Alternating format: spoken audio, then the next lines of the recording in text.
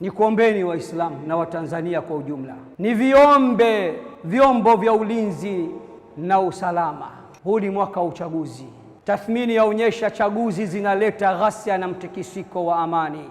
Jitahidini nyote, kuanzia nyinyi raia mpaka vyombo husika, hakikisheni damu ya mtu haimwagiki na roho ya mtu haitoki. Wallahi naapa kwa jina la yule aliyemtuma Muhammad kwa haki, atakayeua roho ya mtu mmoja, atakayemuua mtu mmoja, imekula kwake siku ya Kiyama.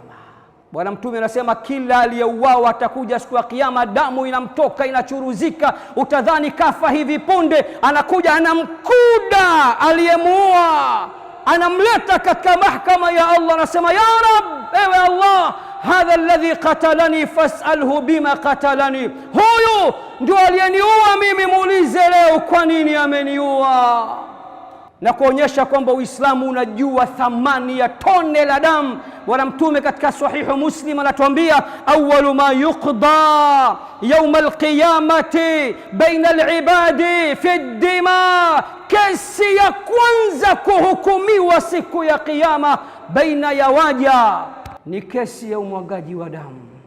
Vuta picha kidogo basi, hebu niambie utitiri wa kesi. Kila mtu ana faili lake, ukubwa wa faili lake ni mpaka upeo wa kutazama, upeo wa macho yake. Kila mtu ana madudu yake, so mimi, so wewe. Wanadamu wote wamekusanywa, wote wanasubiri kuhukumiwa katika mahakama kuu ya Allah. Alafu Allah anakuambia kesi ya kwanza itakayounguruma katika mahakama yangu ni kesi ya umwagaji wa damu.